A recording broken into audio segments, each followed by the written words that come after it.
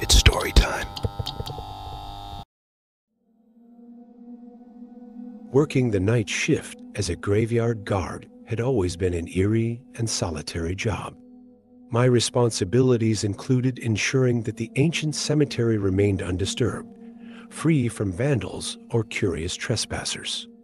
As the sun dipped below the horizon, casting the cemetery into a shroud of darkness, I made my way to the small guard shack nestled among the tombstones. The graveyard was old, its headstones weathered and moss-covered, a testament to the passage of time. Despite its eerie reputation, it had always been a peaceful place, and I took solace in the quiet of the night. On this particular Halloween, I brought a thermos of hot coffee to help ward off the chill of the autumn night. I settled into my chair, scanning the dark expanse before me. The only light came from the dim glow of the lantern on the guard shack's porch, casting eerie shadows among the tombstones. As the night wore on, I listened to the distant sounds of the city, the laughter of Halloween revelers, and the occasional hoot of an owl. It was a night like any other until, around midnight, I heard something that sent a shiver down my spine, a child's voice, faint but unmistakable, calling out, "Trick or treat?" I peered out into the darkness, my eyes straining to see. Among the tombstones, I spotted a figure, small and dressed in a tattered, old-fashioned costume. It was a child, seemingly out of place in this ancient graveyard. My heart pounded in my chest as I cautiously approached the child. "Hey there," I called out, my voice trembling slightly. "What are you doing here all alone?" The child turned to face me, their eyes obscured by the shadow of their costume's hood. "Trick or treat?" They repeated, their voice soft and eerie, devoid of emotion. I reached into my pocket, producing a candy bar I had brought with me for emergencies. "Here," I said, offering it to the child. "It's Halloween after all." The child took the candy bar with a slow, deliberate motion, their fingers barely visible in the dim light. They didn't say thank you, nor did they remove their hood to reveal their face. Instead, they just stared at me, their eyes hidden in the darkness. "Are you lost?" I asked, growing increasingly uneasy. The child didn't answer. Instead, they began to walk among the tombstones, their footsteps making no sound, as if they were gliding over the grass. They continued to repeat, "Trick or treat," in that unsettling monotone voice. I followed the child, my unease growing with each step. "Kid, you really shouldn't be here," I said, my voice trembling. "This is a cemetery. It's not a place for trick or treating." But the child paid me no mind, their strange ritual continuing as they moved deeper into the graveyard. As I watched, they approached a particularly old and weathered tombstone, one that bore no name, only an inscription that had long since eroded away. The child extended their hand, holding the candy bar out toward the tombstone as if offering it to someone or something unseen. "Trick or treat," they said once more, their voice quivering with an otherworldly quality. I watched in stunned silence as something impossible happened. The tombstone's surface began to ripple and shift, as though it were made of water. It contorted and twisted, forming grotesque shapes that seemed to writhe in the darkness. Fear gripped me, and I stumbled back, my heart pounding in my chest. I had no explanation for what I had just witnessed, and a cold sense of dread settled over me. As I watched, the child and the nightmarish tombstone became one, merging into a single, shifting mass of darkness. With a sudden, disorienting lurch, the entire scene vanished, leaving me standing alone among the tombstones. The child, the tombstone, and the eerie chant of "Trick or treat" had all disappeared into the night as if they had never existed. My mind reeled, unable to comprehend the bizarre and terrifying encounter I had just witnessed. Had it all been a hallucination, A trick of the mind brought on by exhaustion and fear? I couldn't be sure, but the sense of dread lingered, casting a long shadow over the graveyard. It was a crisp autumn evening, and a chill ran through the air as my friends and I huddled together near the entrance of the old cemetery. Halloween was just around the corner, and the idea of playing hide and seek in a graveyard had captured our adventurous spirits. We were a group of 5, all in our late teens, fueled by the thrill of the spooky season. I was always the daredevil among my friends, eager to explore the unknown and venture where others might not dare. As we approached the cemetery, the wrought iron gates creaked open with a spine-tingling groan, setting the eerie tone for the evening. "Are you sure about this?" Emily, one of my friends, asked with a nervous laugh. Her voice quivered, revealing her apprehension. I shrugged off her concerns with a cocky grin. "Come on, guys, it's just a game. What's the worst that could happen?" With reluctant smiles, my friends agreed, and we scattered into the darkness of the cemetery. As the seeker, my job was to count to 50 while they found hiding spots among the tombstones and mausoleums. The moon cast an ethereal glow on the gravestones, creating eerie silhouettes that danced across the landscape. "Ready or not, here I come," I called out, my voice echoing through the cemetery. My heart raced as I ventured deeper into the graveyard, adrenaline coursing through my veins.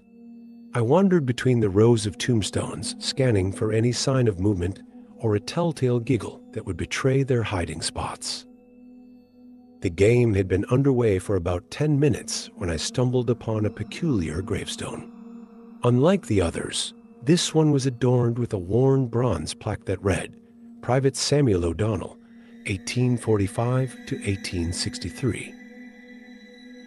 My curiosity got the best of me, and I couldn't resist taking a closer look. The grave was over a century old, and the once shiny plaque had tarnished with time. As I studied the inscription, I suddenly felt a bone-chilling draft sweep over me, raising goosebumps on my arms. "You shouldn't be here," a deep, gravelly voice rumbled from behind me. I whirled around to find myself face to face with a spectral figure. The apparition before me was dressed in a super-old, mud-stained Union soldier's uniform, complete with a dusty blue coat and a weathered capey hat. His face was pale, his eyes sunken and empty, and his presence exuded a palpable sense of despair. I thought to myself, what the heck? Where did this guy come from? The shock of encountering a ghostly soldier left me momentarily speechless. My heart pounded in my chest, and I took a step back, my eyes locked onto the spectral figure. The others must have seen him too, because I heard gasps and whispers from my friends as they emerged from their hiding places. The ghostly soldier's voice trembled with an eerie, otherworldly quality as he spoke again. "Leave this place, children. This is not a game for the living." Emily and the others huddled close to me, their faces pale with fear. The graveyard had taken on a spectral aura, and the world felt heavy with the weight of the past. "Why are you here?" I managed to stammer, my voice barely audible. The soldier's hollow gaze never wavered from us as he replied, "I am bound to this place, cursed to guard it for eternity. You, however, have no business here. The past should remain undisturbed."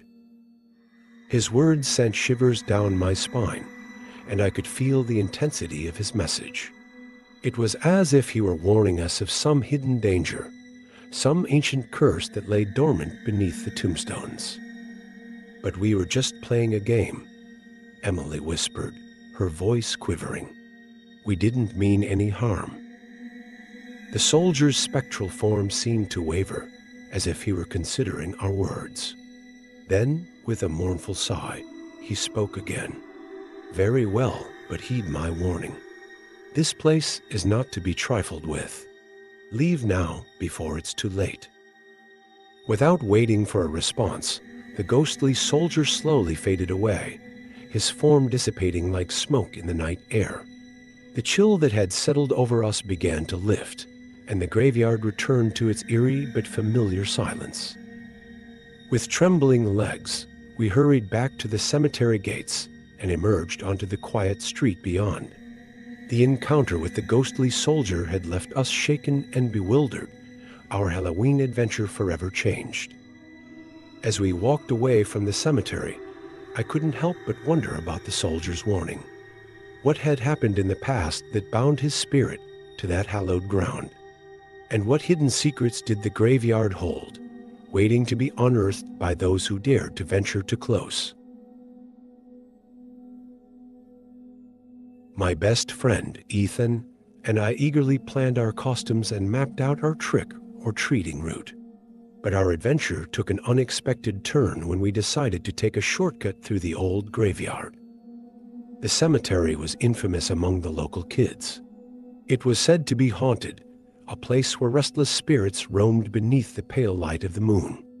But we were determined to reach the motherlode of candy on the other side, so we braved the eerie atmosphere and ventured into the graveyard. As we strolled between the tombstones, our excitement began to wane, replaced by a growing unease. The graveyard, once a simple path on our map, transformed into a labyrinth of headstones, their engravings worn away by time. "Are you sure this is the right way?" Ethan asked, his voice tinged with doubt. I consulted our map, squinting in the dimming twilight. It should be around here somewhere. Minutes turned into hours, and the sun dipped below the horizon, plunging us into darkness. Panic set in as we realized we were hopelessly lost in the graveyard. "Maybe we should just find a spot to rest for the night," Ethan suggested, his voice quivering. "We can figure this out in the morning." Reluctantly, I agreed. We found shelter beside a massive tombstone, its imposing presence casting eerie shadows in the moonlight.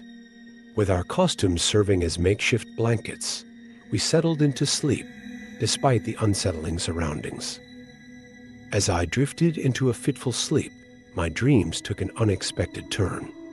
I found myself in a moonlit clearing within the graveyard. A young boy, no older than Ethan and me, stood before me. His clothes were ragged and his eyes held a sadness beyond his years. "Follow the moon," he whispered, his voice echoing in the dream. "It will guide you home." Startled awake, I sat up, my heart racing. The dream was vivid, too vivid to be a mere product of my imagination. I shook Ethan awake, his drowsy eyes blinking up at me in confusion. "What's wrong, Max?" he mumbled. "I had a dream," I stammered, still rattled by the dream's intensity. "A boy told me to follow the moon to get out of here." Ethan peered at me in the dim moonlight. "Are you serious?" I nodded, feeling a strange mixture of hope and unease. "We should give it a try. It's better than sitting here, eh?" With hesitant agreement, we rose to our feet and looked up at the night sky. There, a brilliant full moon hung low on the horizon, casting a silvery glow over the graveyard. Following the moonlight, we ventured deeper into the graveyard, our hearts pounding with a mixture of hope and trepidation. The eerie silence seemed to intensify, and the tombstones stretched out before us like specters in the night. We walked for what felt like hours, the moonlight illuminating our path through the labyrinthine graveyard. The dream and its cryptic message guided us, filling us with a sense of purpose. And then, just as suddenly as we'd become lost, we stumbled upon the graveyard's edge. The tombstones gave way to a wooded area, and beyond that, we could see the familiar lights of our town. Relief washed over us as we stepped out of the graveyard and onto the street. We'd made it out, guided by the moon and a mysterious dream. As we walked home, our candy bags much lighter than we'd hoped for, We couldn't stop talking about the strange adventure we'd had. The graveyard had been a nightmarish maze, but it had also led us to a miraculous escape. Halloween was a night of enchantment and mystery, and on that night, we'd encountered both. The dream had been our guiding star, and the graveyard, with all its darkness and dread, had become a place of wonder. It had been a night of adventure, friendship, and the unexplainable, forever etched in our memories as our very own Halloween miracle.